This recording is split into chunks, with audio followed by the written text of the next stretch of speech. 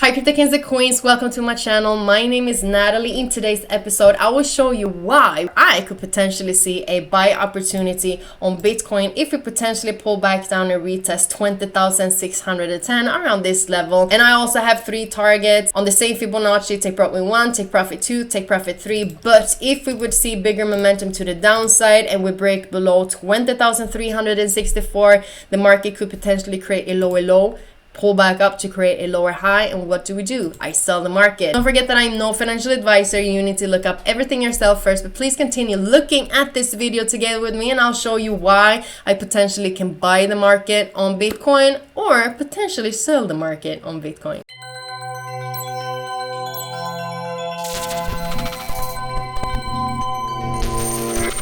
I want to start off on the weekly chart, and what I want to do is that I want to highlight the close of last weekly low of the candlestick, and we're just going to change it to round numbers. So we're going to take 20 right here, and you can see that this week from the 20th we've just been going sideways from this candlestick. So what we can see is that we're using this as a support right here, and what happened was that we saw that Bitcoin gave us a fake out. We came back down, retested key level 19,040.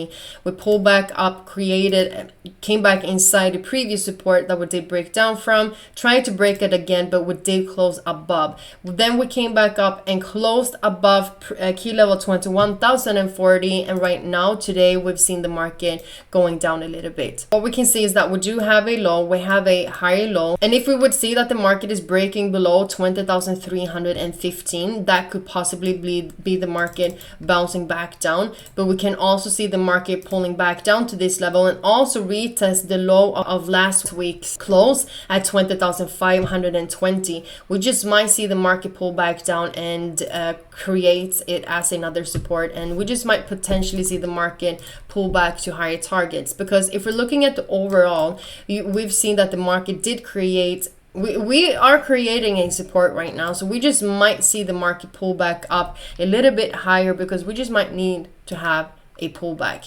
But go down to the lower time frames, it is easier for us to see what's actually happening. But right now the market, it is Friday, the market is very slow overall, so I'm still gonna have this, I'm still gonna connect it with this previous support. So what we also can see right here on the chart is that we do have this inverted head and shoulders, and that is a bullish reversal pattern that can take us back up to higher targets. If we would see that the market is taking us to higher targets, we can come up and retest 23,040, and that is also another key level. So if we go down to the lower time frames to see if we potentially see the market have bullish momentum to the upside, so we did have a support resistance trend line right here that we did break. We can go down to the 4-hourly just to connect the dots a little bit more, looking something like this, I would say. So what I do is that I connected with this first push back down that we also had a retest at 23,040. We have the lower high. This is technically also a lower high because it is below 22,583. What happens that we also saw the market, as I spoke about, low, higher low, and we just might potentially pull back down and create another higher low against the last week close, or we're just gonna stay above this resistance trend line and see a potential continuation to the upside. This doesn't mean that the whole trend will reverse, but we just might need to have a bigger pullback right now. Another thing that we can do based on this trend line that we did break, we can connect it with these higher lows too, with the low connected with higher low.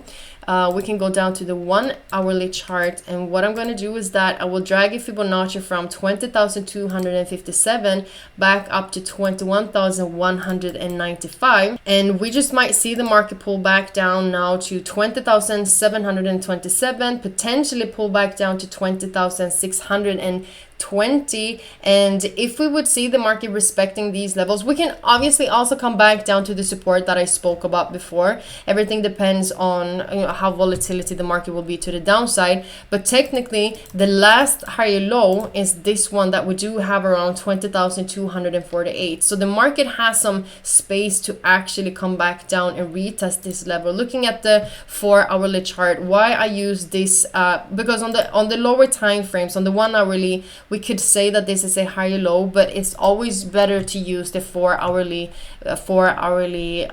time frame, because this is the most respected one.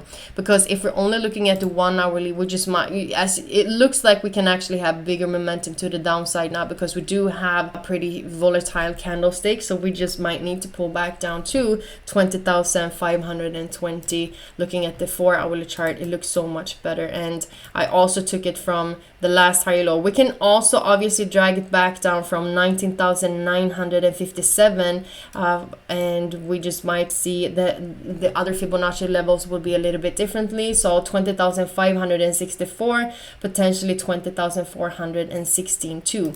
That means that we will break inside the resistance trend line that we did break, but we have to have in mind that we just might need to come back down and retest the Fibonacci level and then see the market push back to the upside. If this Fibonacci level will be valid, take profit 1 on this Fibonacci will be 21,436, take profit 2 will be 22,075, and take profit 3 will be 22,640. I do not know how far the market will pull back up, but the Fibonacci levels that I have based with this Fibonacci, with the targets, is usually very good.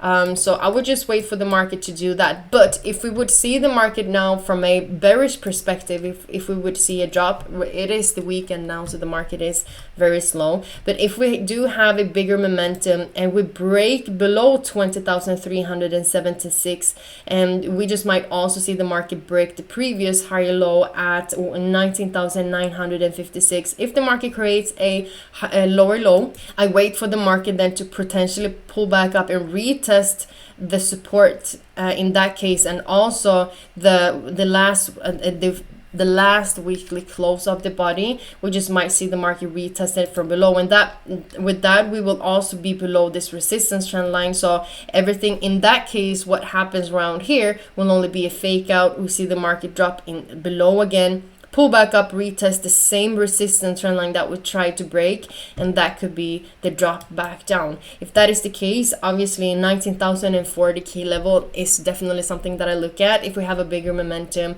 17,040 can also be the target we could potentially see the market pull back down to. So everything right now is just a waiting game for me, because it is the weekend. I'm not going to do anything at all at the moment.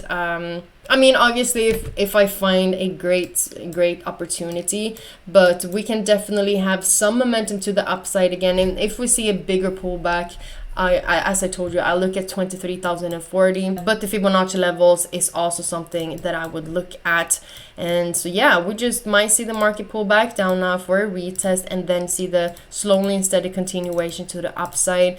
Or if we break below the previous support at 20,520, create a lower low, pull back, create a lower high, and that is where I sell the market. I was in some position on Bitcoin, but my stop loss got taken, but that is totally fine, because we're just looking for the next setup. Don't forget that you can also receive a bonus on BYBIT up to now $4,450 by using the link in the description down below the video. You also have it in the corner. This is how you're supporting me in Bitcoinsensus. But the good thing about BYBIT is that when we hold our positions for a longer time as swing traders, we will have the very low fees, and this is why BYBIT is super great. Thank you so much, guys, for looking at this video together with me. I hope you did enjoy it. Don't forget to subscribe to the channel, hit the notification so you know when I am live or when I do have my daily updates. Remember that every morning 8 a.m. Swedish time, 1 hour before London session opens, I do have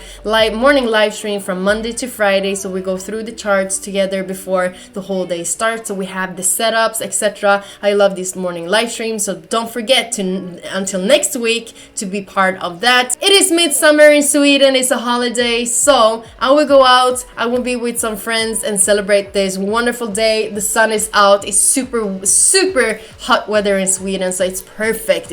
I wish everyone a great weekend. We see each other tomorrow. Mwah, from Sweden.